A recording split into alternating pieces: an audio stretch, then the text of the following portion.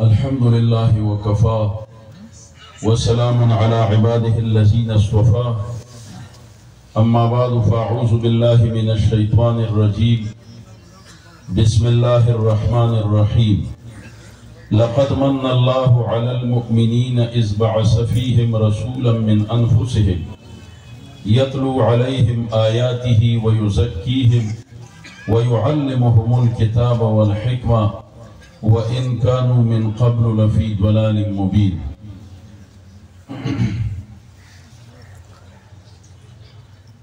وقال النبي صلى الله عليه وسلم: يا عبد الله بن عمرو كيف أنت إذا بقيت في حصالة من الناس إذا مرجت عهودهم وأماناتهم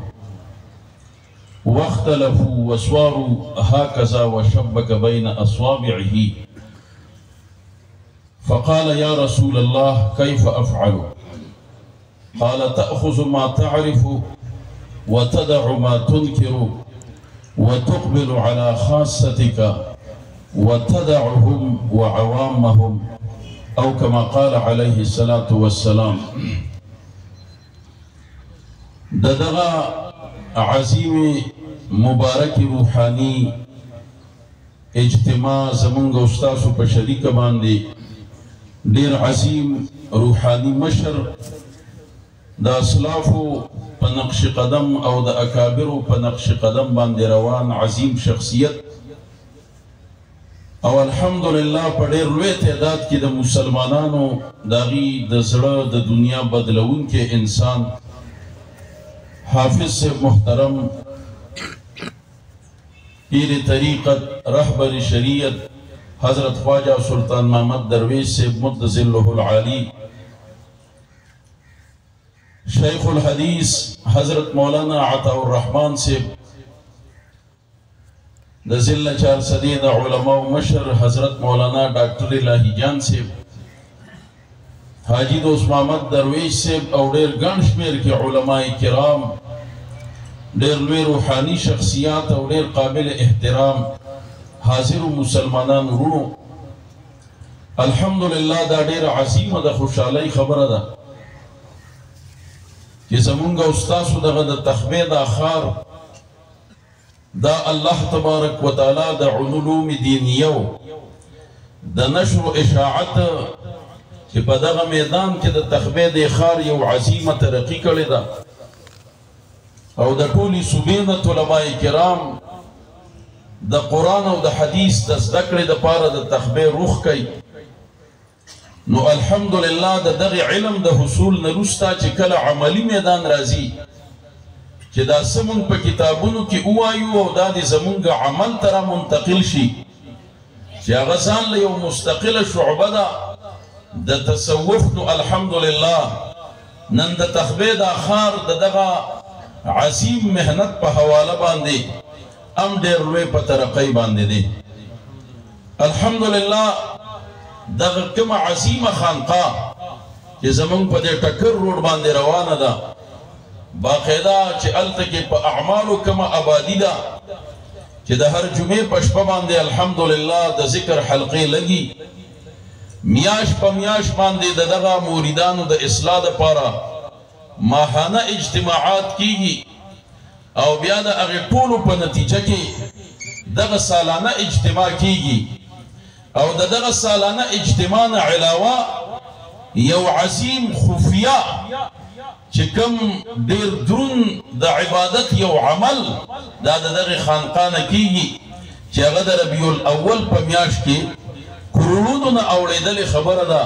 اربونو ته رسیدلې ده چې د دواړو جهانو په سردار باندې الحمدلله د دغه حلقې د دغه خانقاه سره وابسته ملګري هغې د اربونو تعداد ته د دواړو جهانو په سردار باندې د درود شریف د تحفې لیږلو دا اهتمام الحمدلله دلته کیږي. دا په ډېرو کمو ځایونو کې دغه عمره فکر کې چې هغې الحمدلله حافظ صاحب هغه سره چې څنګه عالم یا طالب کینی په دغه طریقه دی چې جیب نه یو وظیفه راوباسي او هغه ورته ورکړي، او الحمدلله د ډېرو لویو دنیاوي مشکلات او پریشانونه باغي باندې د مسلمانانو د بچ کېدو د هغې چې کوم دی نو علاجونه په هغې باندې کېږي. نو محترمو عزیزانو دا ځان له مستقله د دین اسلام یوه شعبه ده د دواړو جهانو د سردار د جناب محمد رسول الله صلی الله علیه وسلم درې اهمې ذمهدارۍ دا قرآن چې کوم دی صاحب بیان کړي دي. په دې کې دا دوه ذمهدارۍ دا نن الحمدلله دا مدارس پوره کوي او دغه درېمه ذمهداري دا الحمدلله دغه اولیاء الله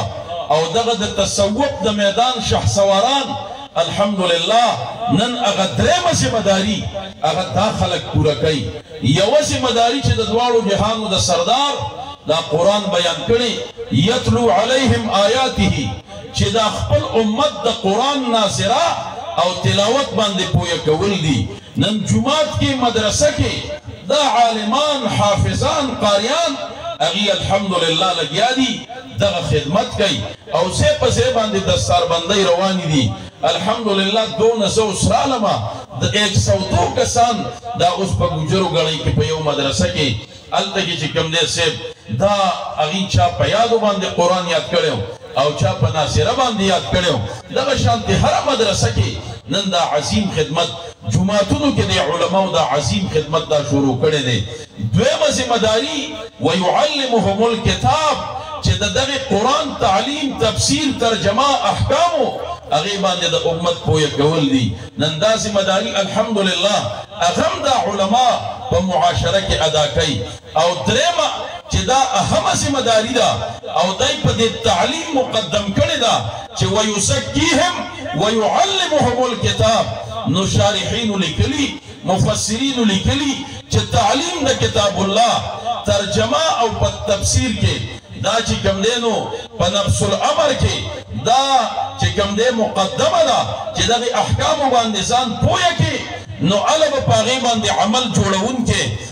عمل کوونکی دا به ته جوړېږي. لیکن قرآن کې دغه آیت مبارکه کې الله تبارک وتعالی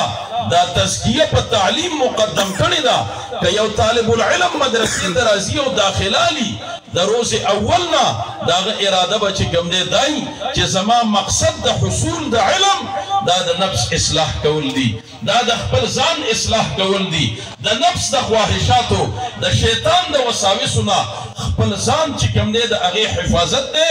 او د احکام شرعیو د قرآن او د حدیث په هغه منهج او په لاره باندې په هغې باندې تلل دي. نو تزکیه مقدم کړه دا دې دپاره چې د ده د ذهن کې به اول چې کوم دی صاحب دا خبره نو د هغې دپاره علماو مستقله دغه شعبه د تصوف روانه کړې ده او دا څه نوې خبره نه ده. د دواړو جهانو سردار جناب رسول الله مبارک دا ټولې سلسلې دا د هغه نه چې کوم دی صاحب را روانې دي. اکابر صحابه کرام بخاري کې راغلي مشکات کې راغلي هغې د رسول الله په لاس باندې بیعت د ایمان حالت کې کړي دي بغیر د جهاد د موقع نه کړي. تمام شارحینو لیکلي چې موقع د جهاد نه ده نو دا بیعت علی الجهاد نه دی دی مسلمان دی نو دا بیعت علی الایمان نه دی. د اعمال صالحه او تذکرې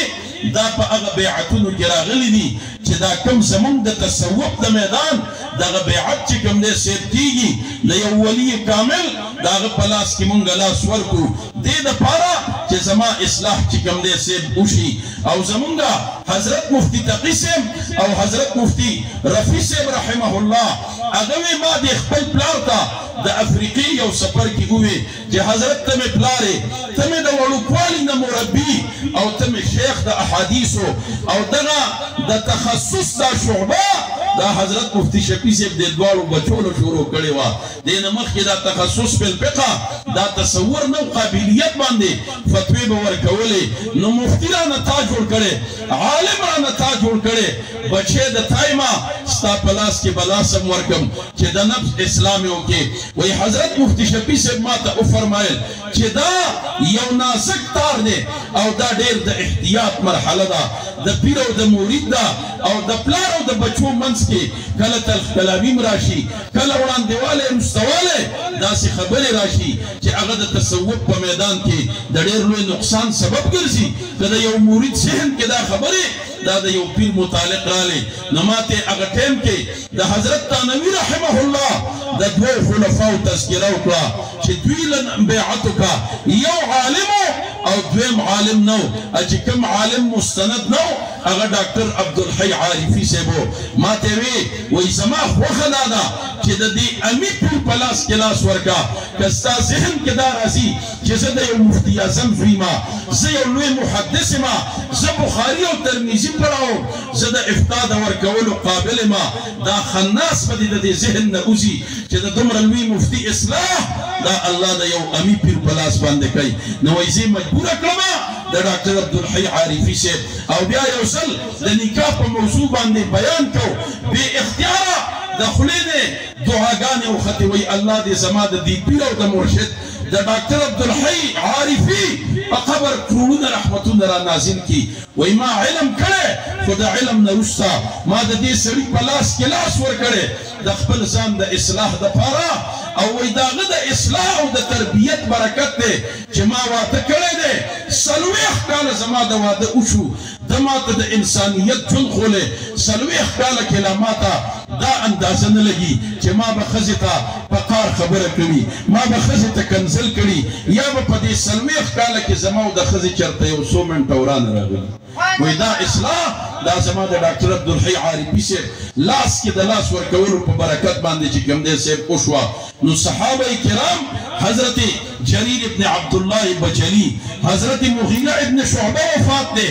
او دے ادرد منبر تا اخت جنازه لا نه ده ادا شوی او د جنازې نه مخکې تقریر جریر ابن عبدالله بجلی د چې کوم دی صاحب وکړه د حضرت مغیرہ ابن شعبہ صاحب د جنازې نه وړاندې او دا خبره وکړه چې ما د دواړو جهانو د سردار په لاس کې لاس ورکړه ما بیعت وکړه هغه بیعت کې ما ته 3 خبرې وکړې یوه خبره په هغې کې ما ته دا وکړه چې ته به خلکو ته د فایدې ور رسولو کوشش کې نو یو ځلې هغه خپل شاګرد ولېږه خپل خادم وایي د اس ضرورت دی دی د اسونو ماهرو مارکیټ او منډۍ کې هغه یو اس په 300 درهمه باندې واخیست دله راوسته د چې اس ته وکتل نو هغه صاحب ته وایي دا دې په رضا ورکړی وایي دا خو د ډېرو دی زه به 400 درکم هغه وایي ستا خوښه نه بیا ورته وایي دا د دې نه هم سوا دی زه به 500 درکم على هذا القياس 800 ته ورسېد هغه مغه نوکر هم ورته ګوري